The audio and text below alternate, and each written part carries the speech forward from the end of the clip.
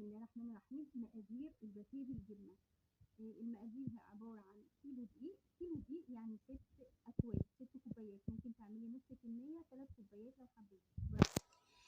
6 كيلو دقيق، 6 كوبايات قلنا. كوب ماء دافئ، ونص كوبايه زيت، وعلبتين زبادي كبار، يعني كوبايتين. الكوبايه العياريه دي، مش العلبتين الصغيرين اللي بنشتريهم. و6 معالق كبيرة لبن بودرة، و3 معالق كبيرة سكر، وبرده 3 معالق كبيرة خميرة. أنا بحط كيس خميرة، وبجيب كيس لبن بودرة، وباكو بيكنج باودر، ورشة ملح صغيرة. عايزة أقول لكم إن الزبادي دي أنا عاملاها في البيت، شايفين؟ والزبادي طبعا احنا عملناها في فيديو قبل كده على القناة، يا ريت اللي ما شافش الفيديو بتاعها يرجع يشوفه، لأنها جميلة جدا وروعة ونضيفة، وطبعا موفرة كتير. فانا هاخد منها عيار كوبايتين من دي. فطبعا لو اشتريتوا علبتين من بره عمرهم ما هيكفوا الكوبايتين.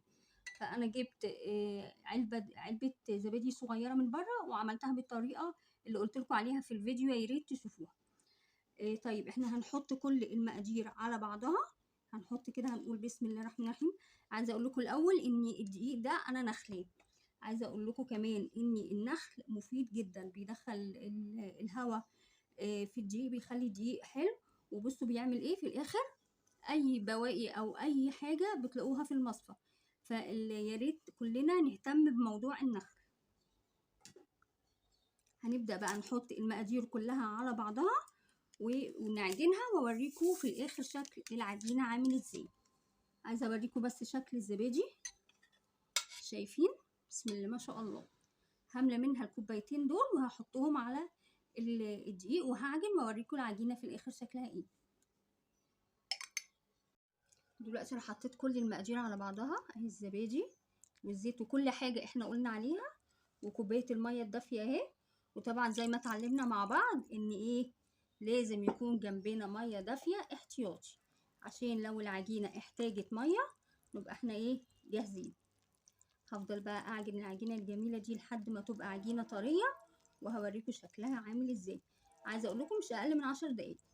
خلاص، وده شكل العجينه الحمد لله رب العالمين. شايفين المقادير مظبوطه جدا، ما احتاجتش ميه ولا حاجه، بس انا قلت ايه لازم يبقى احتياطي. وبقى كمان زبادي من اللي انا عاملاها، شايفين؟ انا بس ايه، حطيت كوبايتين زي ما قلنا. هغطيها واسيبها تخمر ساعه ساعتين. بحطها في الفرن بتاع البوتاجاز. بعد ما تخمر ان شاء الله هنشوفها مع بعض. ده شكل العجينه بعد ما خمرت ساعتين، شايفين ما شاء الله، يعني باينه من بره. شايفين؟ ده يدل ان العجينه خمرانه كويس. هنكورها بقى كور، وهنشوف هنعمل ايه بعد كده. ودلوقتي بعد ما برضو قطعنا العجينه كور بالشكل كده وسيبناها خمرت، مسكت كوره كبيره وفردتها، وهدهنها زبده علشان هنعمل الدنش. دنش برضو من المخبوزات الجميله اللي بعد ما بيطلع بندهنه مربى، وبنحطه بقى بنزينه زي ما احنا عايزين، كريز، مكسرات، جوز هند، شوكولاته، اللي انتوا عايزينه. خلاص، احنا هنعملها كده، هنفضل نلف فيها كده شويش للاخر. شايفين؟ واحده واحده كده بشويش، علشان يبقى هش من جوه ومورقه.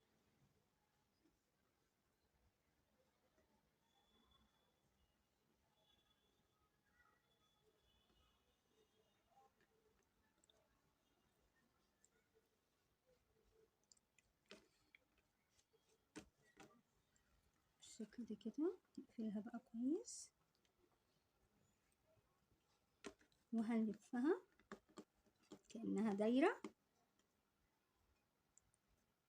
نقفلها بس كده ايه كويس، وهنلفها وهنعملها كده، نخليها من تحت، نقفلها كده من تحت، وهنسيبها تخمر.